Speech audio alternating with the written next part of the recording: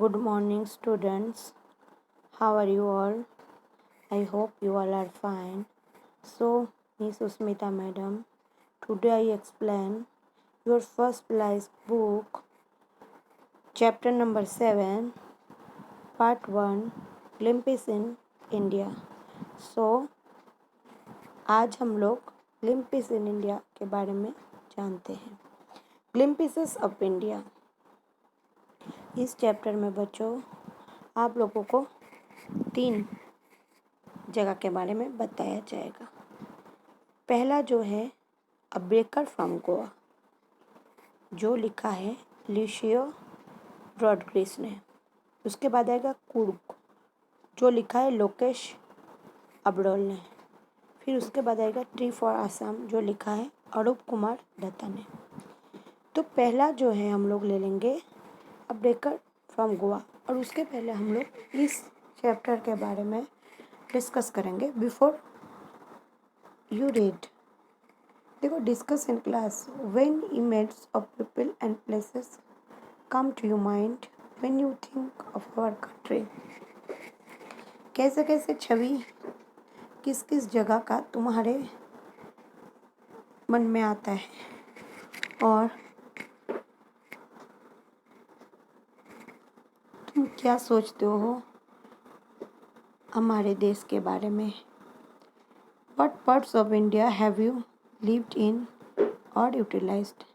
हम जिस भाग में भारत में रहते हैं, तो वो कभी हम लोग वो चीज़ जो है यूटिलाइज किया, उसको समझा, जाना। Can you name some popular tourist destination? कुछ ऐसे टूरिस्ट जगह है जिसका नाम हमें लिखने हैं। You may know that apart from the British and the Dutch and the French and the Portuguese also played part in the history of our country.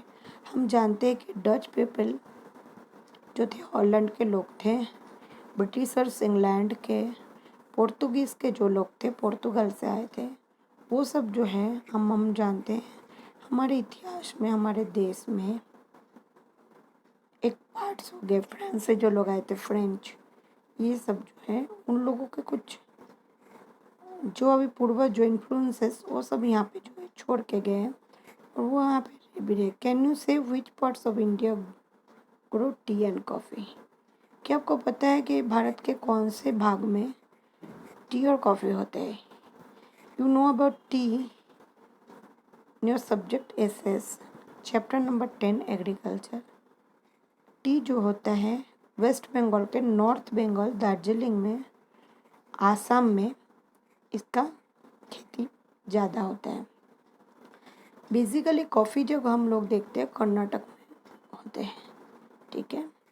तो आज हम लोग पहले लेंगे a baker from Goa. Goa के बेकर यानी जो लोग बेकरी चलाते हैं उसको बेकर कहते हैं।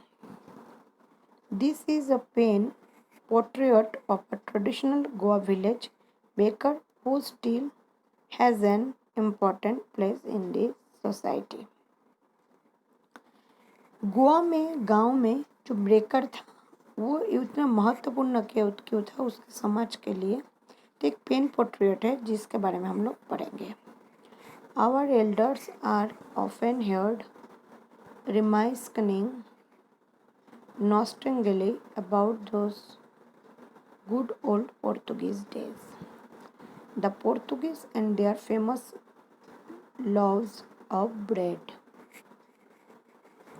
हमारे जो एल्डर्स है, जो बड़े बुजुर्ग हैं, वो हमको हमेशा जो पोर्तुगीज़ डेज थे उस पुराने ज़माने के उसके बारे में बताते हैं, और उन लोगों के जो लोवेज ब्रेड थे उसके बारे में हम लोगों को समझाते थे। तो those eaters of loaves might have vanished but the makers are still there. जो loaves eaters थे वो लोग तो चले गए हैं, लेकिन जो बनाने वाले हैं आज भी वहाँ पे रहते हैं। We still live amongst us the mixers, the modelers and those who bake the loaves. मैं उन लोगों के साथ ही अभी भी रहती हूँ जो ये बनाते थे। Loaves bakes those age-old time-tested furnaces still exist. The fire in the furnace has not yet been exhausted. The third is jungle of पुराने ज़माने का जो समय था तब फ्यूरेंस से ये बनाना जाता था। अभी भी जो है वो थोड़ा सा बचा है, पर उसमें एक jangle of traditional bakers bamboo का इस्तेमाल करता था जिसमें झंग झंग आवाज आते थे। हेयरडलिंग दिस अराइवल, हेयरडलिंग मतलब अनाउंसिंग जो है इन द मॉर्निंग, सुबह में आते थे। Can still be heard in some places, उसके आवाज़ हमारे यहाँ थोड़े कुछ जगहों में सुने जाते थे। Maybe the father is not alive but the son still carries on the family profession, शायद उसके पापा चले जाने के बाद भी उनके जो बेटे थे वो ये प्रोफेशन, फैमिली प्रोफेशन जो थे वो चलाते थे। This bakers are even today known as a pader of good, वही बेकर्स आज इस जमाने में पेडर के नाम से गोवा में जाने जाते। During our childhood in Goa, जब मैं छोटा था बचपन में गोवा में, the baker use to be our friend, जो बेकर था वो हमारे दोस्त थे। कंपनियन एंड गाइड, वो हमको कंपनी देते थे और हमें गाइड भी करते थे। He use to come at least twice a day, वो 2 टाइम आते थे दिन में। Once we set out in the morning on selling around, सुबह वो आते थे और जो ब्रेड है वो सेल करते थे। And then again when he return after emptying his huge basket, फिर जब वो फिरते थे उसके पूरा जो बास्केट बड़ा होता था वो खाली होता था।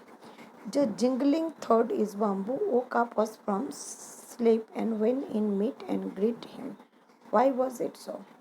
एक बांस के जो डंडे हैं उसमें वो जिंगलिंग जैसे मतलब कुछ बेल लगाते थे जिसके आवाज़ से नींद से उठ जाते थे और उसके साथ हमारी मुलाकात होती थी।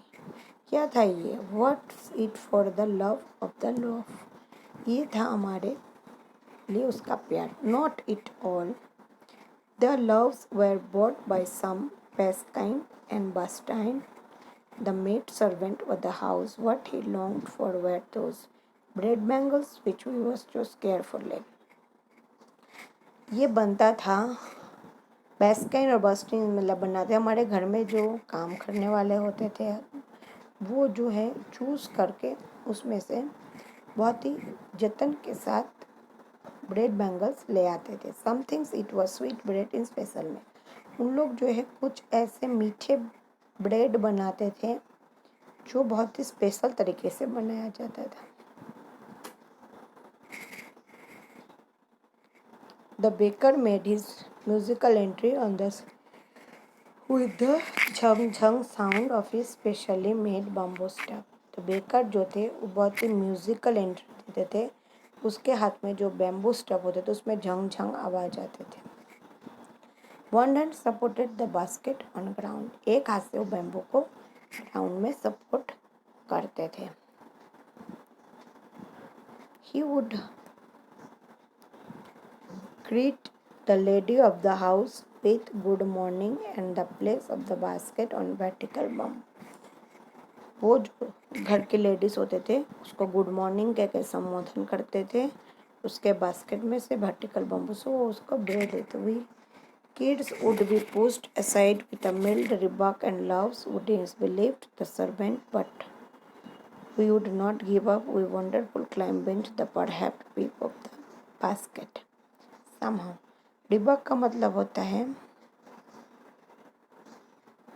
एन एक्सपीरियंस ऑफ डिस्पोजल इंस्टॉर्डिंग, एक्सप्रेशन उसका जो उसको देख के हम लोगों का एक्सप्रेशन जो होता था, बच्चों का जो होता था वो अच्छा रहता, क्योंकि उन लोगों को जो है लोव्स जो है सर्वेंट जो थे वो लेके आते थे और जो बेंच था उसमें से जो बास्केट था कुछ ऐसा चीज़ था जो recall typical fragrance of the low love, जो उसका एक एसेंट का खुशबू था वो ब्रेड का, उससे मन भर जाता था। लोवेस for the elders and the bangles of the children. लोवेस जो थे तो बूढ़े इंसानों के लिए थे, बैंगल्स जो थे वो बच्चों के लिए जाते थे। ब्रेड का नाम है। Then we did not even care a brush of teeth wash to mouth properly. हम लोग ब्रश भी नहीं करते थे, मुंह भी नहीं धोते थे प्रॉपर से उसके लिए, खाने के लिए। एंड वाई शुड वी, हम लोग क्या कर सकते इसको, we would take the trouble and plucking mango leaf for the. हम लोग जो है मैंगो लीफ, आपको पता है मैंगो के जो आम के पेड़ होते हैं उसके डंडी होते तो उससे ब्रश कर लेते थे, ऐसे यहाँ पे कहा गया है। तो आज का जो चैप्टर है बेटा यहीं तक ही है। इसमें से आपको मुझे होमवर्क में जो गोवा के ब्रेकर थे वो कैसे थे उसका एक्सप्लेनेशन होमवर्क में 2 टाइम्स लिख के देना है। So take care yourself, goodbye all, stay safe.